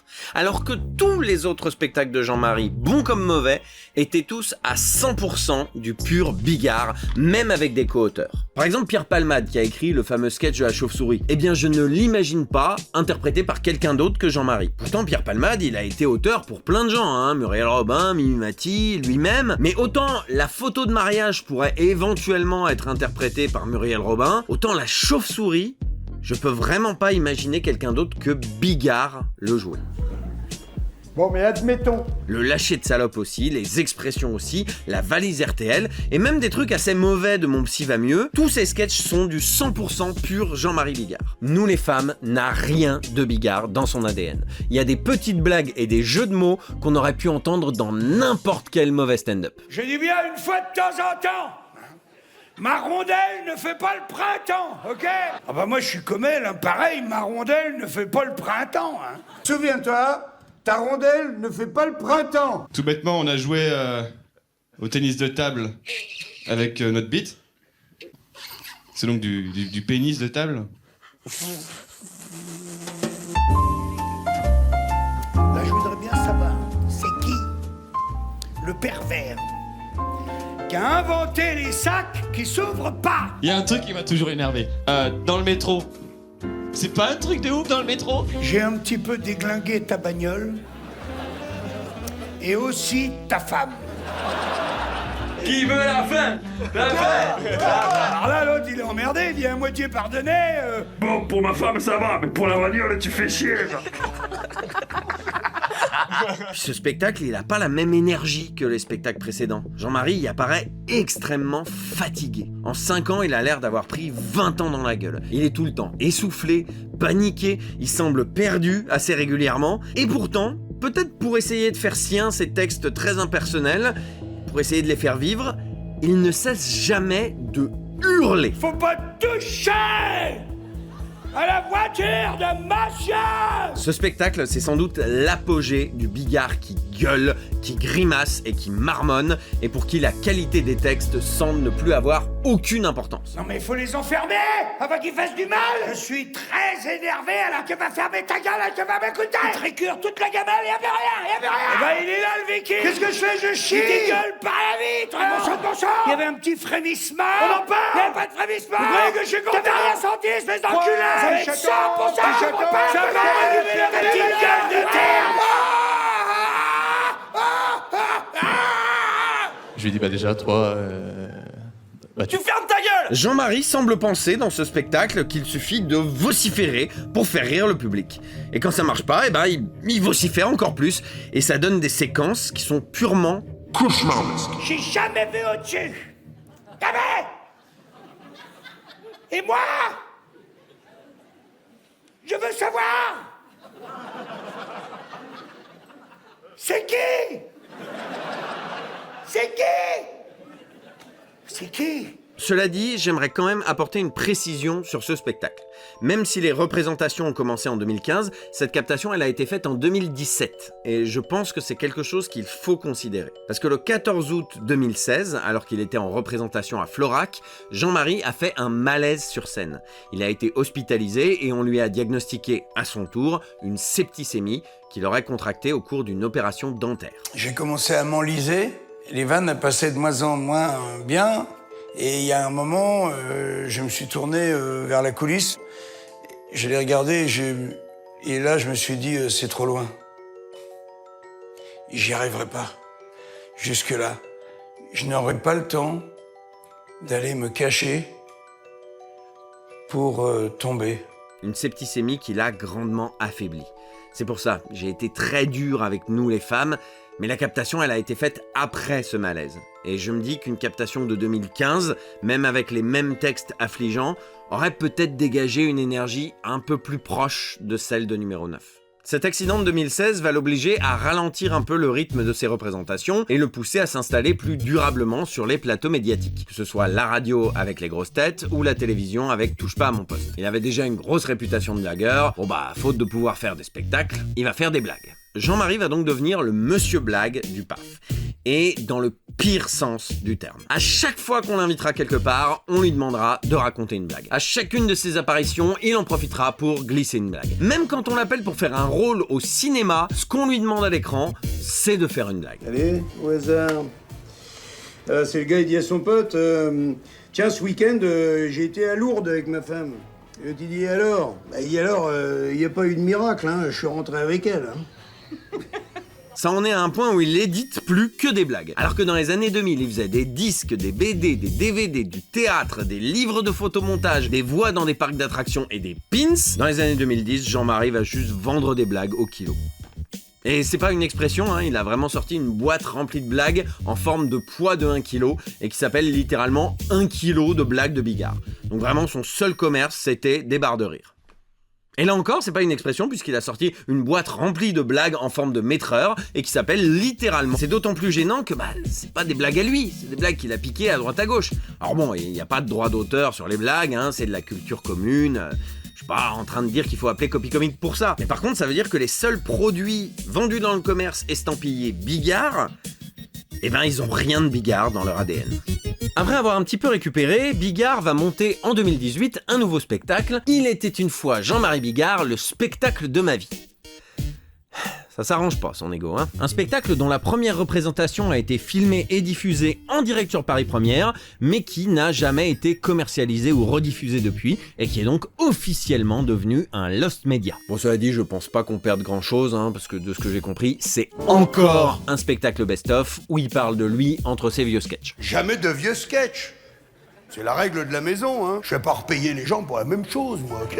Ça fait beaucoup là, non? Jean-Marie va également participer à quelques projets à droite à gauche. Il sera par exemple le rôle principal du film Vive la crise en 2016, un film qui raconte l'histoire de deux piliers de comptoir qui refont le monde et réinventent la société après la démission de Marine Le Pen de son poste de présidente de la République. Ouais, c'est ça le point de départ du film.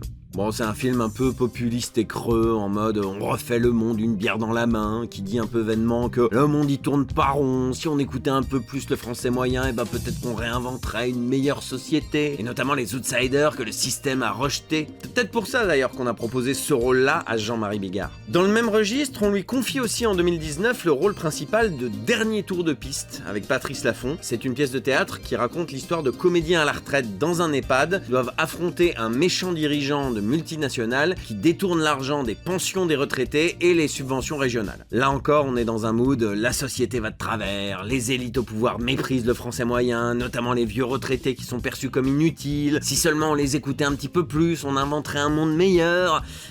En soi, tout ça c'est pas faux, mais c'est quand même un peu vain et creux comme propos. C'est ce mood du grand méchant monde qui nous veut du mal que Jean-Marie Bigard incarnera sur scène, à l'écran et même dans les médias dans la deuxième moitié de cette décennie. Ça ne vous étonnera donc probablement pas si je vous dis qu'il a immédiatement rejoint et soutenu le mouvement des Gilets jaunes. La crise des Gilets jaunes, pour rappel, c'est un mouvement social qui est né en 2018 à la suite d'une montée du prix de l'essence. Les rues se sont embrasées de ces Français moyens, justement, qui se sentaient rejetés de la société, ignorés et méprisés par des élites déconnectées et qui voulaient qu'on les écoute un peu plus. Et là, oui, là, c'est pas creux, c'est pas vain, c'est du concret. Il y a des vraies revendications populaires portées dans les rues par des centaines de milliers de manifestants. C'est un mouvement dans lequel Jean-Marie se reconnaît totalement et qui va très vite rejoindre et soutenir. Il va s'ériger en porte-parole médiatique du mouvement dans un certain nombre de médias, et en même temps, il se sent la légitimité pour le faire. Même s'il ne faisait évidemment plus partie de cette classe moyenne, il avait été ce jeune Troyen, méprisé par les institutions scolaires, à qui on promettait un avenir de pompiste, et dont la mère ouvrière ne pouvait s'acheter que des robes à 5 francs. Ce soutien aux Gilets jaunes va lui redonner un certain capital sympathie, auprès d'un public qu'il a connu à l'époque du Stade de France, et qui est ravi de le retrouver à ses côtés en manif presque 15 ans plus tard, mais aussi des gens plus jeunes qui découvrent ce vieux pépère qui a pas sa langue dans sa poche et qui ne manque jamais une occasion d'ouvrir sa gueule,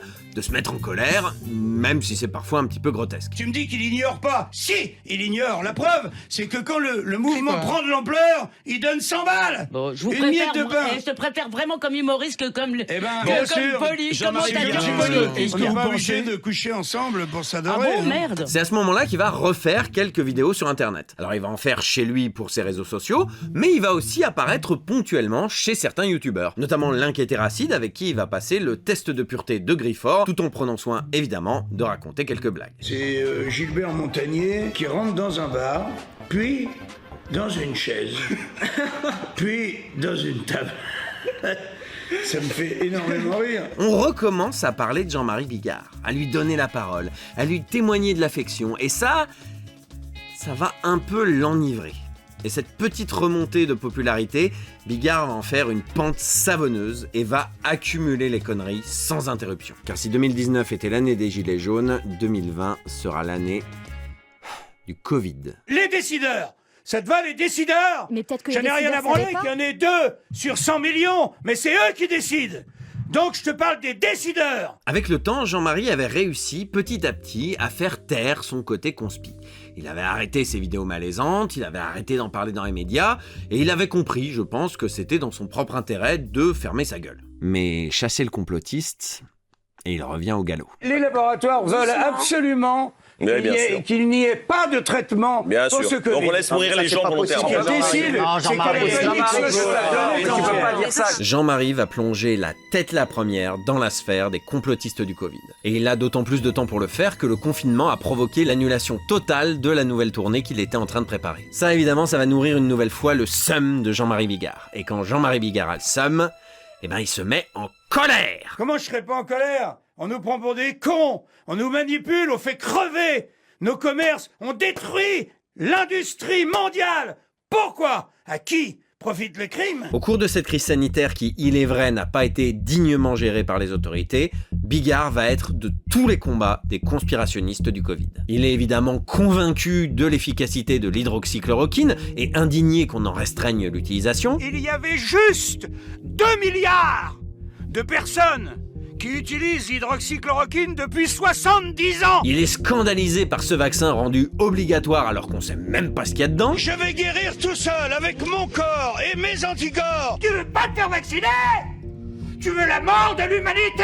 J'ai pas besoin qu'on me colle dans le corps une merde qu'il ne risque que de m'apporter des emmerdements.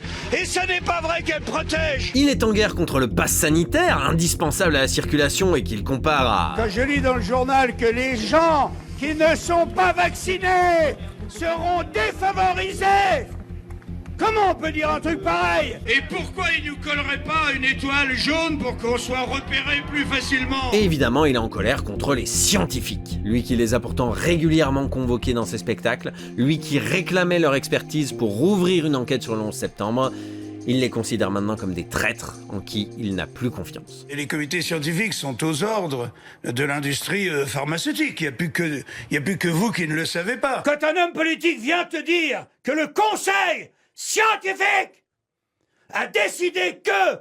Toi, tu te dis, putain, c'est pas rien, c'est pas 3 personnes.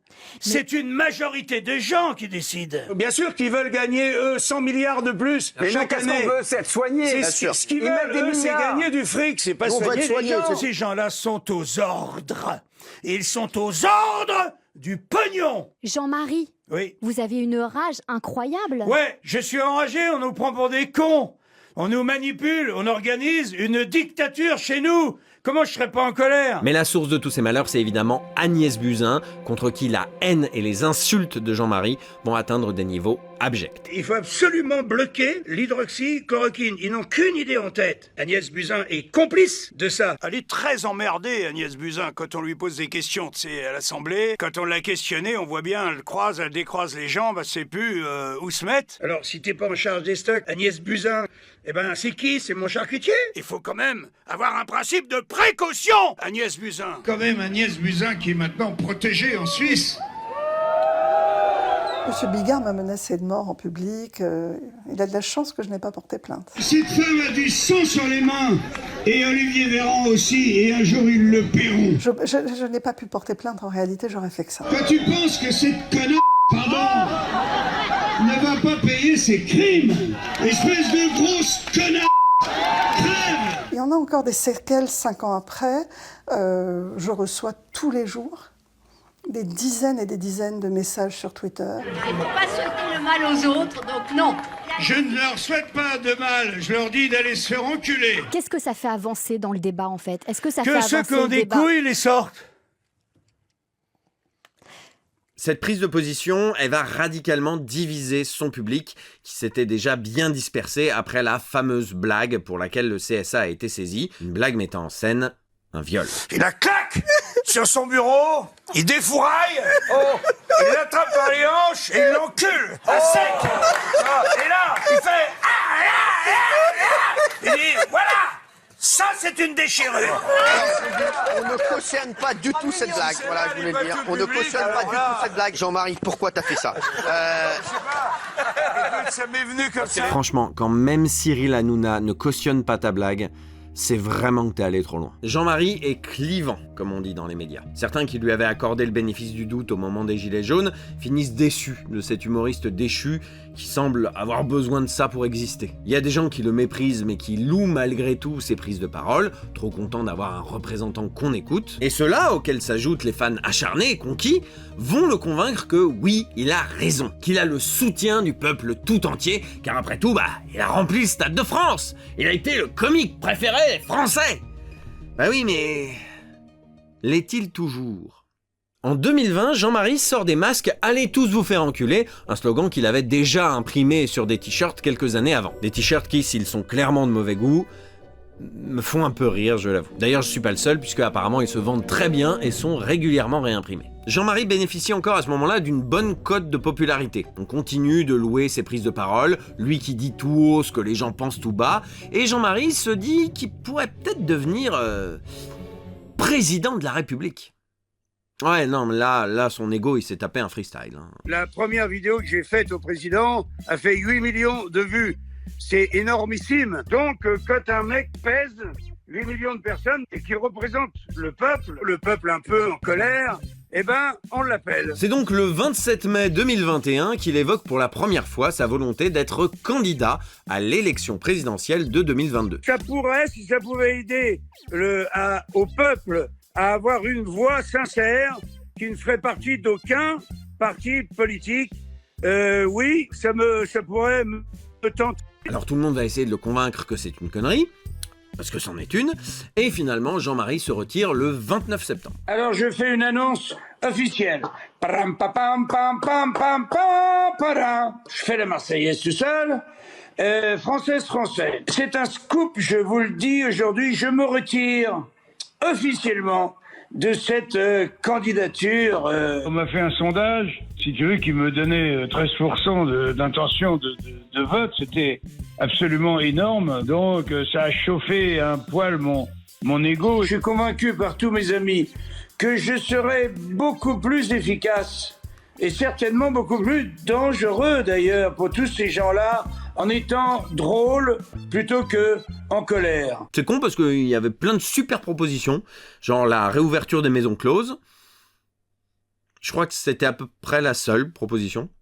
En tout cas, c'est celle dont il parlait le plus. Et puis, il y a eu Jean-Marie Bigard Magazine, une publication obscène sortie en juillet 2021, composée majoritairement de blagues, encore une fois, mais surtout de photos de charme, réimprimées sans autorisation et agrémentées de commentaires graveleux et de tâches de...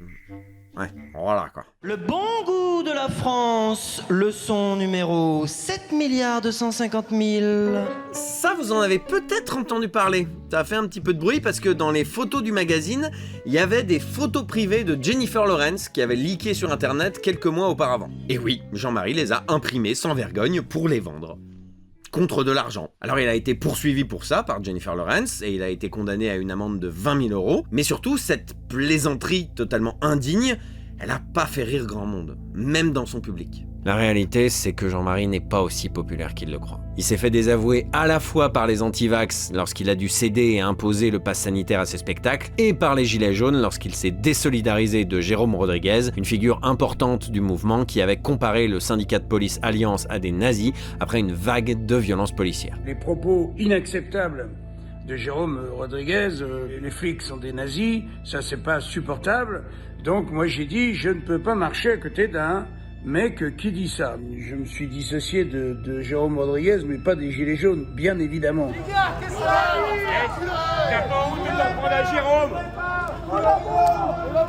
Ça a été un sentiment de traîtrise qui a été ressenti par l'ensemble du mouvement et des citoyens en général. Forcément, les gens qui ont été martyrisés, meurtris dans leur chair, incarcérés, qui ont tout perdu, qui sont traumatisés, ont pris ça vraiment pour eux. Bigard, il n'y avait qu'un Coluche, tu lui arrives même pas à la cheville, t'as rien à foutre là.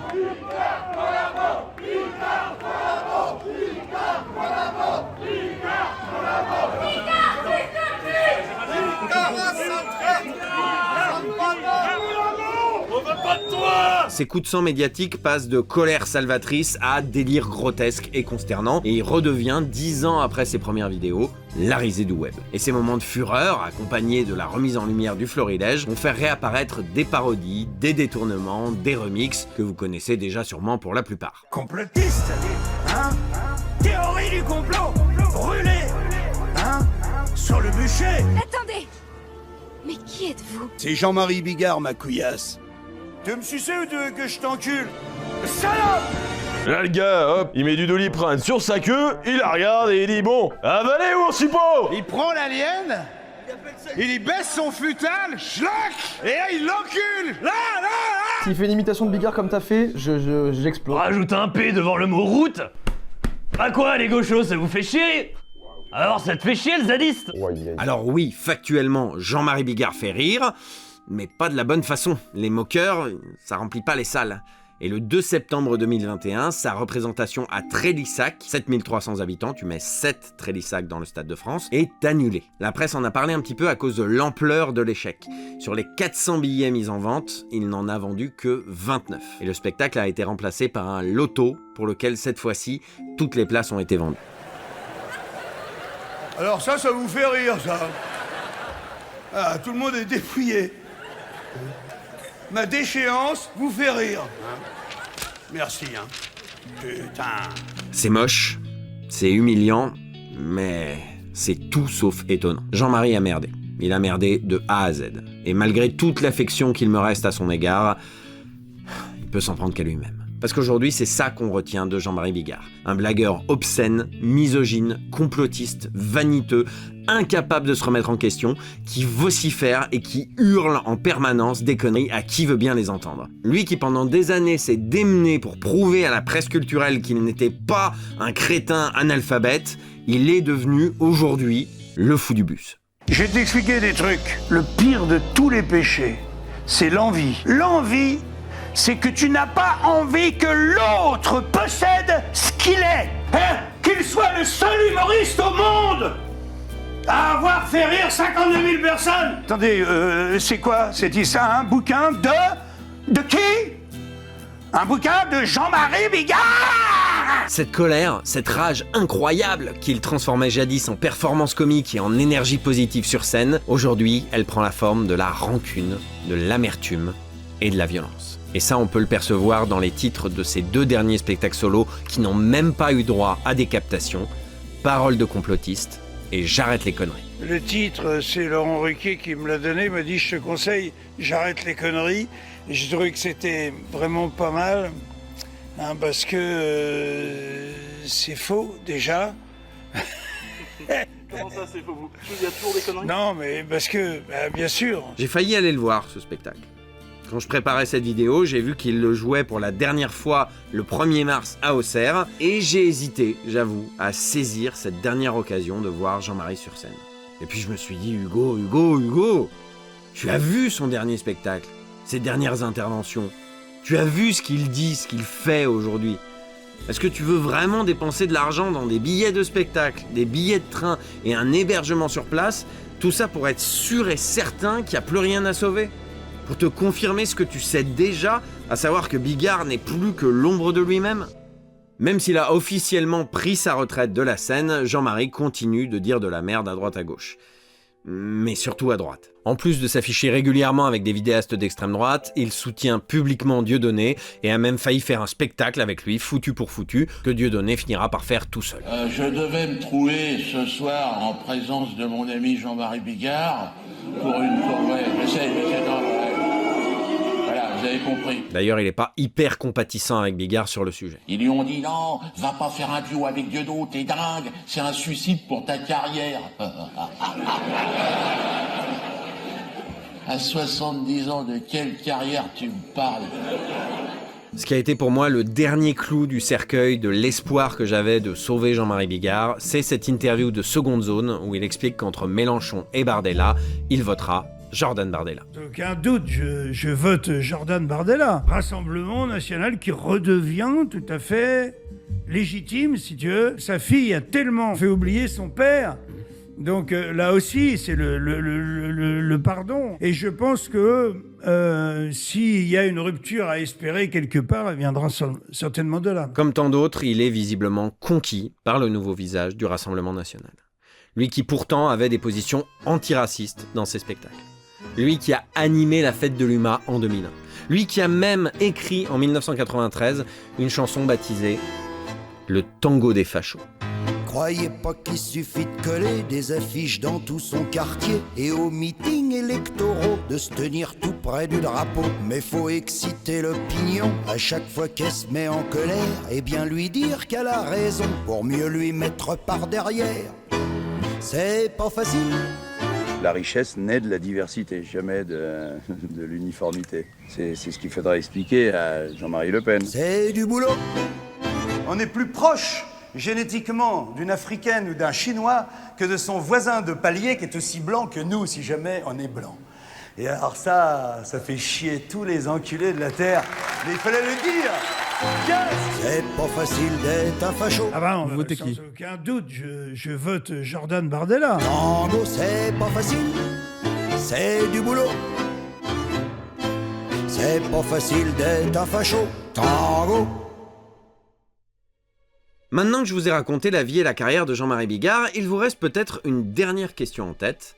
Mr. Fox, pourquoi t'as voulu faire une vidéo sur Jean-Marie Bigard? Non mais sérieusement, qu'est-ce qui t'est passé par la putain de tête? Moi, si je me suis abonné à ta chaîne, c'est pour voir tes vidéos sur le doublage, sur les guignols à la rigueur. Une vidéo de plus de 4 heures sur Jean-Marie Bigard? Non! Non! On veut pas! Cette vidéo, elle est née pendant un live Twitch de mon concept Drôle ou Cringe, où j'ai regardé avec Not Serious le spectacle Nous les femmes, qui est, vous l'aurez compris, un très mauvais spectacle. Tu me dis ce que t'en penses, mais c'est ma take. Pour moi, là maintenant, Bigard, c'est le fou du bus. Il regarde la caméra droit dans les yeux, il dit pourquoi? Je suis en mode, mais laisse-moi tranquille. C'est même plus le tonton beauf, il a dépassé cette étape. Oui, t'as raison. C'est vraiment le fou du bus qui t'agresse. Imagine-le dire ça dans un bus, justement. Qu'est-ce que vous en pensez de la sodomie? Alors des très mauvais spectacles, on a eu l'occasion d'en voir dans Drôle ou Cringe. Hein. On a vu Arthur en vrai, on a vu Michael Youn plus qu'à poil.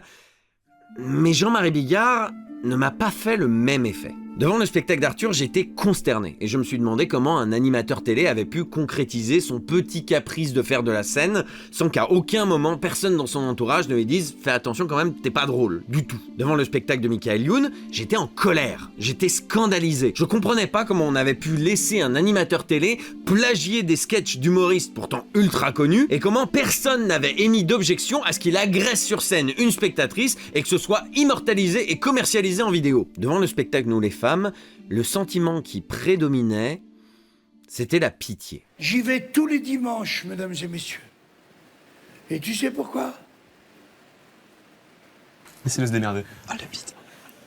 Tu sais pourquoi? Parce que là-bas, on m'appelle la gamine. Alors, tu sais, on m'appelle Beyoncé là-bas. Hein? Hey.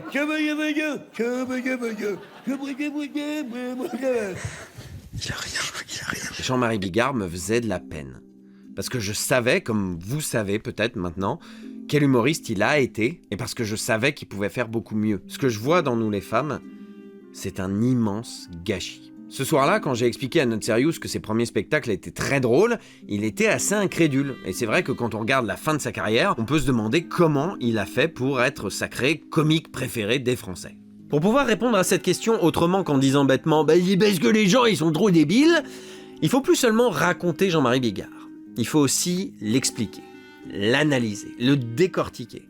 Et ça se fait pas en 5 minutes. Mais attention, attention,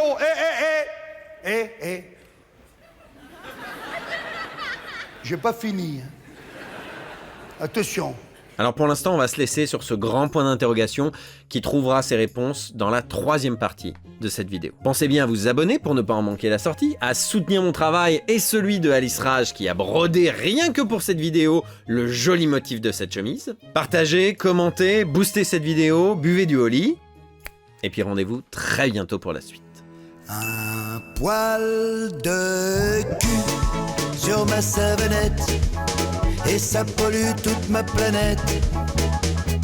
Sous l'eau chaude il reste collé, alors du doigt il faut gratter, puis sous l'ongle aller chercher le poil de cul sur ma savonnette et ça pollue toute ma planète. Sous l'eau chaude il reste collé, alors du doigt il faut gratter, puis sous l'ongle aller chercher le poil de cul sur ma savonnette. Vous trouvez que ça finit un peu vite? Vous auriez voulu un rappel? Je sais, hein, je suis pas con, hein.